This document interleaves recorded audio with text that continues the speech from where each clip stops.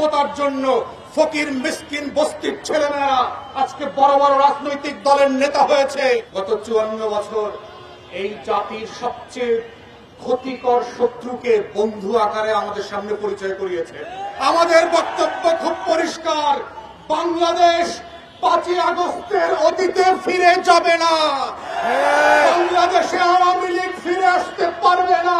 আমার এই সোনার বাংলার সুশীল বুদ্ধিবেশারা গত 54 বছর এই জাতির সবচেয়ে ক্ষতিকর শত্রুকে বন্ধু আকারে আমাদের সামনে পরিচয় করিয়েছে এবং এতবার বলেছে যে পৃথিবীর ইতিহাসের সমাজবিজ্ঞান রাষ্ট্রবিজ্ঞানে যে শত্রু সাপেক্ষে রাষ্ট্র হয়, আজাদির লড়াইটা যে শত্রু সাপেক্ষে হয়, প্রত্যেক রাষ্ট্রের নাগরিককে তার সময়ের ঐতিহাসিক পরম্পরার জগৎ শেঠ, অনুচাঁদ, রায়দুল্লভ, লেন্দুক দর্জিদেরকে যে পরিচয় করিয়ে দিতে হয়, জাতির যুবকদের সামনে খসুটি বেগম আর মির্জাফরদেরকে প্রতি প্রজন্মের কাছে যেভাবে পরিচয় করিয়ে দিতে হয়, আমাদের দেশের বুদ্ধিবেশারা, গোলাম মিডিয়া এবং রাজনৈতিক দলগুলো দেশের সবচেয়ে ক্ষতিকর এলিমেন্টগুলোকে জাতির তরুণদের সামনে বন্ধু বেশে গত 54টা বছর পেশ করেছে। এবং যেটা করবার মধ্য দিয়ে যেটা হয়েছে, আমার স্বাধীনতা, আমার সার্বভৌমত্ব, আমার জাতীয় স্বার্থ, আমার আত্মমর্যাদা বারবার ভুলুণ্ঠিত হয়েছে। রাজনৈতিক দলগুলো যেভাবে আমার হাসনাত ভাই বলে গেছে, এত পাইনলেস বোনলেস হয়েছে ক্ষমতার জন্য ফকির মিসকিন বস্তির ছেলেমেয়েরা আজকে বড় বড় রাজনৈতিক দলের নেতা হয়েছে। ওর নাম পরিচয় নাই, ওদের শিক্ষা দীক্ষা নাই, যারা শত্রু চেনে না, যারা আজাদির লড়াই বোঝে না, যারা হাজার বছরের ইতিহাসের স্বাধীনতা সার্বভৌমত্ব বোঝে না, ওই সকল ক্লাউন গোলামরা আজকে বাংলাদেশের রাজনৈতিক দলের নেতা। এবং তারাই প্রত্যেক পাড়ায় মহল্লায় এলাকাবাসীর কাছে ভোট চেয়ে বেড়াচ্ছে। তারা আগামী সংসদটাকে কিভাবে আজাদির সাথে বেইমানি করে, গণ অভ্যুত্থানের সাথে বেইমানি করে বাংলাদেশকে আবার নতুন করে দিল্লির কাছে বেঁচে দেবে, সেই নাটক মঞ্চস্থ চলছে। আমাদের বক্তব্য খুব পরিষ্কার, বাংলাদেশ 5ই আগস্টের অতীতে ফিরে যাবে না। বাংলাদেশে আওয়ামী লীগ ফিরে আসতে পারবে না। বাংলাদেশে দিল্লির দাসত্ব কায়েম হবে না।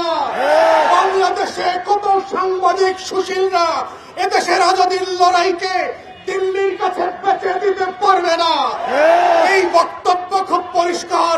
যারা বাংলাদেশের আনাচে কানাচে প্রান্তে ঘুরে বেড়ান নাই, যারা বাংলাদেশের অলিতে গলিতে টং দোকানে আজাদির আকাঙ্ক্ষা বোঝেন না, যারা ওসমান হাদির নামটা পর্যন্ত সুন্দর করে উচ্চারণ করতে পারেন না, যারা ইনকিলাব মঞ্চের নাম শোনেন নাই, তারা আগামী দিনের বাংলাদেশে অপ্রাসঙ্গিক হয়ে যাবেন।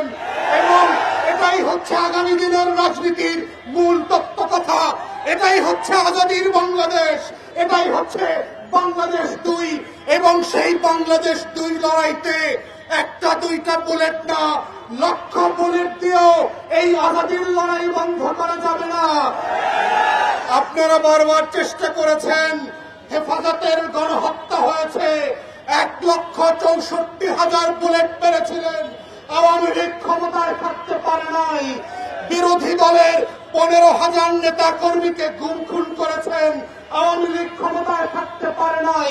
পিলখানায় গণহত্যা করেছেন, আমার 57 জন সেনা কর্মকর্তাকে শহীদ করেছেন, দিল্লির আধিপত্য টিকে থাকে নাই। নির্বাচন ব্যবস্থা ধ্বংস করে দিয়েছেন।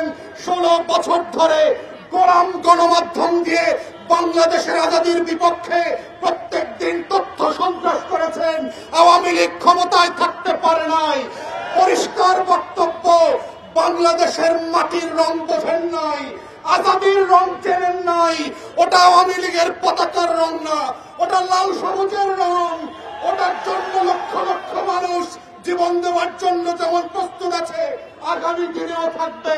অর্থাৎ শত্রুরা সাবধান, লক্ষ বুলেট প্রস্তুত রাখতে পারেন। আমরাও লাল সবুজের পতাকা বুকে পেঁচিয়ে দিয়ে বাংলার আনাচে কানাচে আমার স্বাধীনতা আজাদির লড়াই চালিয়ে যাব। শরীফ ওসমানদেরকে নতুন করে পাড়ায় মহল্লায় আবার পরিচিত করানো হবে এবং সেভাবেই প্রজন্ম থেকে প্রজন্ম ইনকিলাব জিন্দাবাদ হয়ে থাকবে। ইনকিলাব ইনকিলাব জিন্দাবাদ।